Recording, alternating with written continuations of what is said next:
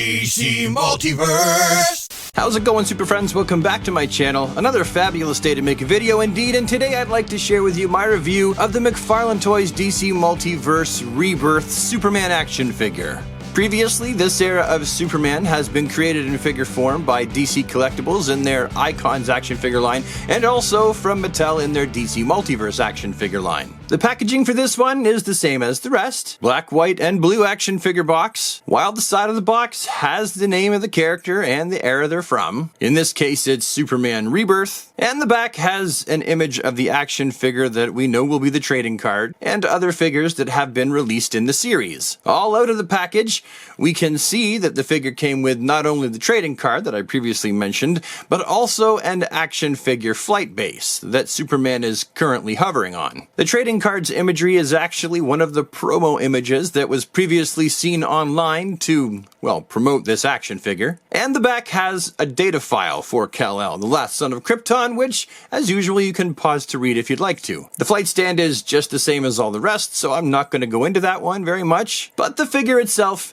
is certainly one that I think a lot of people have been kinda sorta waiting for.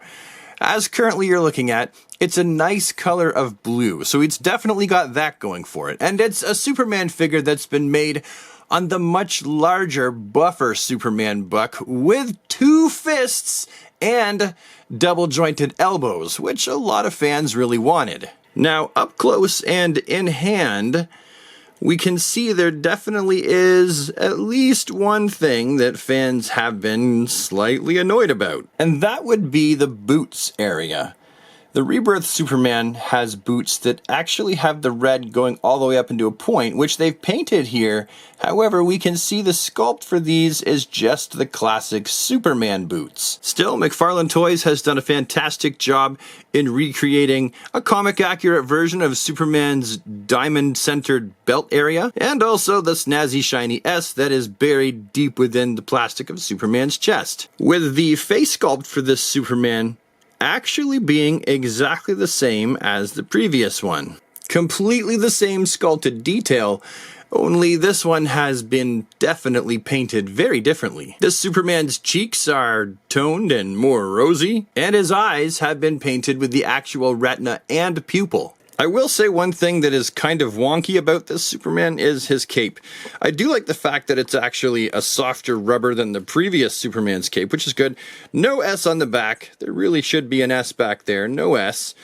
However, one thing that is kind of wonky about it is if when you stand this Superman up straight, the cape goes off to one side, which is kind of weird. But really, every single piece of this Superman figure has already been used. This is 100% reused parts. So really, this was just a really clever way to give fans another Superman and also make some of that money back from the very expensive tooling. Comparatively here, we have him with the other Superman figure that McFarlane Toys has released from Wave 1. I actually happen to really like this Superman figure, and it's quickly becoming one of my favorite of all time. And then here we have Superman between the Rebirth versions produced by DC Icons on the left and the Mattel on the right. And then here we have Superman in between Batman, the one that was just released from the Three Jokers, and my custom Bizarro.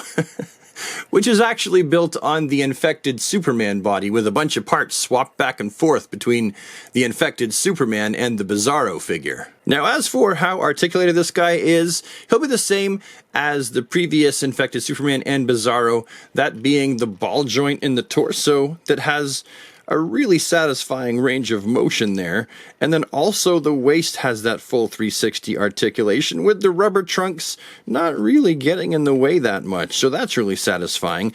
The shoulder has the butterfly approximation with the rounded hinge in the armpit, the full 360 bicep swivel, and the double jointed elbows that crunch right up like that with the rounded hinge right there in the wrist, and we know exactly what that's going to be able to do.